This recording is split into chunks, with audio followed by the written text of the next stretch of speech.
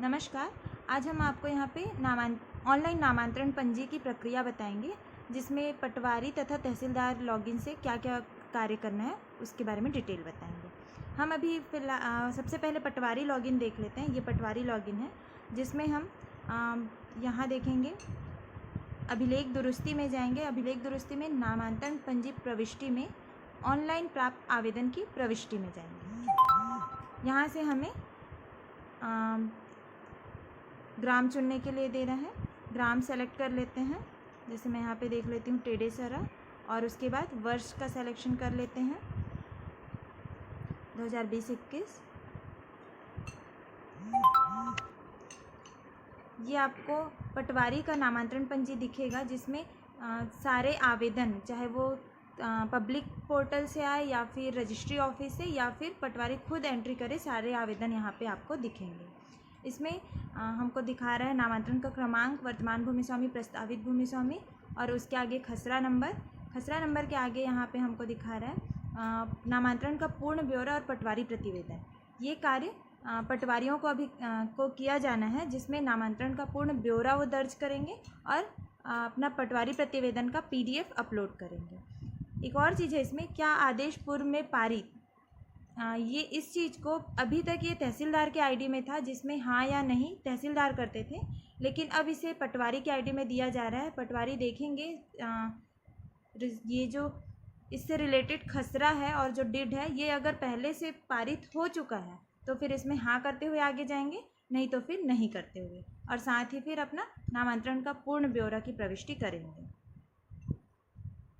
जैसे यहाँ पे मैं ले लेती हूँ वसीयतनामा, या कुछ भी आप जो डालना चाहे वो डाल सकते हैं।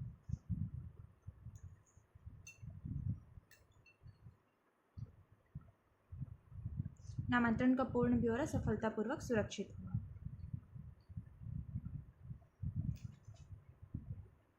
इसके पश्चात हमें पटवारी प्रतिवेदन अपलोड करना है। पटवारी प्रतिवेदन अपलोड करें, ये भी हम PDF फॉर्मेट में अपलोड कर लेंगे। यहाँ से हम PDF फॉर्मेट ले लेते हैं और इसको अपलोड कर लेते हैं। प्रतिवेदन सफलतापूर्वक अपलोड हुआ। इसके पश्चात आगे का कार्य अब तहसीलदार का रहेगा, जिसमें वो पेशी तारीख देते हुए आगे पूरा कार्य अपना कंप्लीट करेंगे। के आईडी में चलते हैं। हम तहसीलदार आईडी में आते हैं, जिसमें हम यहाँ प्रबंधन में जा करके अभिलेख दुरुस्ती पंजी में सेलेक्ट करेंगे। यहाँ से जिस भी ग्राम का हमें करना है, जैसे हम अभी टेडेसरा में कर रहे थे, तो टेडेसरा सेलेक्ट कर लेते हैं। वर्ष 2020-21 सेलेक्ट करने के बाद ये हमको तहसीलदार का पंजी दिख रहा है।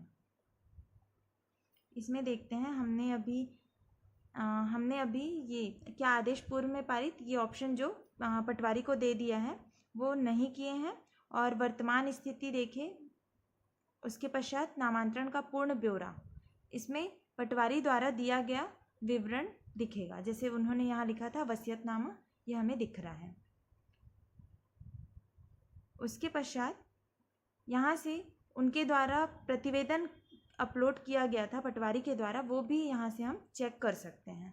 चेक करने के बाद तहसीलदार पटवारी द्वारा दिया गया नामांतरण का ब्यौरा और उसके पटवारी प्रतिवेदन को देखते हुए आगे वो इस पे डिसीज़न ले सकते हैं, क्या आप राजस्व न्यायालय में दर्ज करना चाहते हैं। यदि वो राजस्व न्यायालय में दर्ज करना चाहते हैं तहसीलदार, तो यहाँ से हाँ करके आगे इसे राजस्व न्यायालय में दर्ज कर सकते हैं, जिसमें राजस्व न्यायालय में दर्ज करने का कारण डालना होगा और साथ में उसका हेड चुनने के बाद इसे राजस्व न्यायालय में दर्ज करना होगा। राजस्व न्यायालय में दर्ज होने के बाद ये जो प्रकरण है, ये जो आवेदन है, वो ई-कोर्ट के माध्यम से फिर हैंडल किया जाएगा तहसीलदार के द्वारा, और ये विवादित रजिस्ट्री में आ जाएगा, विवादित प्रकरण में आ जाएगा। यदि इसे राजस्व न्यायालय में दर्ज नहीं करना चाहते हैं तो हम नहीं करते हुए आगे बढ़ेंगे और उसके बाद उसमें पेशी की तारीख दर्ज करेंगे। जैसे हम अभी एक दे देते हैं, पेशी का तारीख सपोज आज का ही डेट दे देते हैं और इसको प्रविष्ट कर लेते हैं।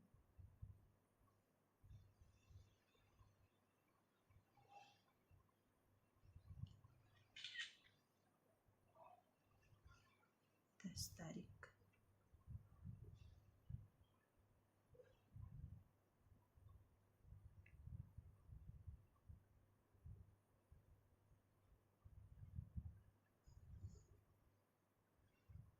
पेशी की तारीख सुरक्षित हुआ।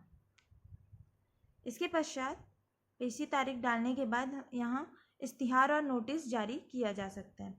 पेशी की तारीख यहाँ पे चेंज का भी हमको ऑप्शन दे रहा है। जब तक कि आदेश प्रविष्ट नहीं हुआ है तब तक पेशी की तारीख चेंज किया जा सकता है तहसीलदार के द्वारा। इस्तिहार नोटिस जारी करेंगे। इस्तिहार और नोटिस जारी किए करने पर उसमें जो डेट आएगा वो फर्स्ट पेशी तारीख जो आपने फर्स्ट टाइम सेलेक्ट करके उसको सेव कर दिया है उस टाइम का ही आएगा।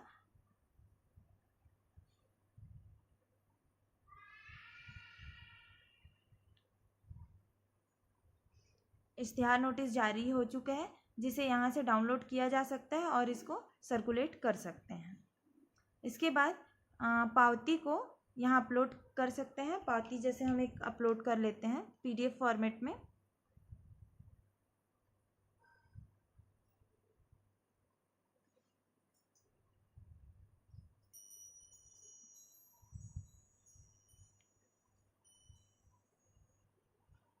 पावती अपलोड हो गया।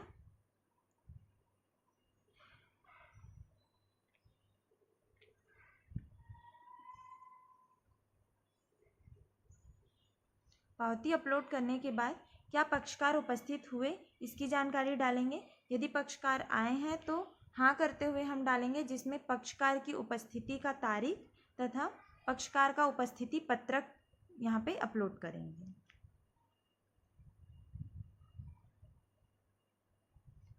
और यदि पक्षकार नहीं आए हैं तो हम इसमें नहीं करते हुए आगे बढ़ जाएंगे।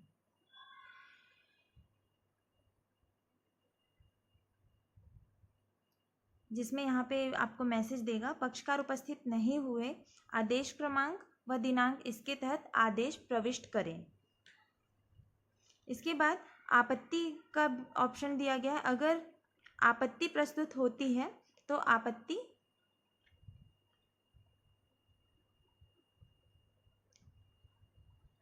आपत्ति प्रस्तुत की गई। अगर हम इसमें हाँ करते हैं तो हाँ करने पर आपत्तिकर्ता का डिटेल एंट्री करेंगे और साथ में आपत्ति करने का दिनांक, उसका पत्रक अपलोड करेंगे। राजस्व न्यायालय जिसमें वो डालना चाहते हैं उसका हेड चुनेंगे और आपत्तिकर्ता के कुछ डिटेल्स डालने के बाद इसको हम राजस्व न्यायालय में प्रविष्ट कर सकते हैं। राजस्व न्यायालय में प्रविष्ट करने के बाद ये विवादित प्रकरण हो जाएगा और ये इस पे सारे केसेस फिर राजस्व न्यायालय ई-कोर्ट के माध्यम से किया जाएगा जिसमें पेशी तारीख जिसमें निराकरण होने के बाद ही वो डिट वापस से नामांतरण पंजी में आएगा।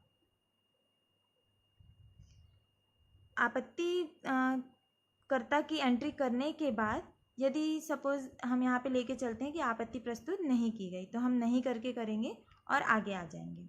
आगे आने के बाद आपत्तिकर्ता और पक्षकार की उपस्थिति के पश्चात तहसीलदार को यहाँ पे आदेश की प्रविष्टि करना है। जब तक कि तहसीलदार आदेश की प्रविष्टि नहीं करेंगे ये अभिलेख दुरुस्ती के लिए पटवारी की आईडी में अवेलेबल नहीं होगा।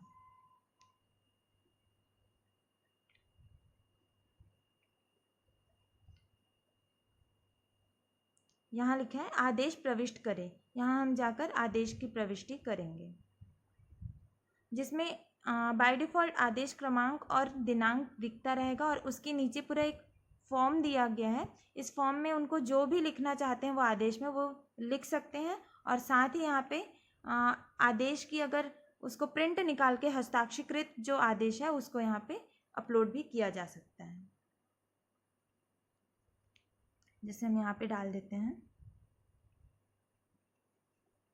और इसको प्रविष्ट कर देते हैं।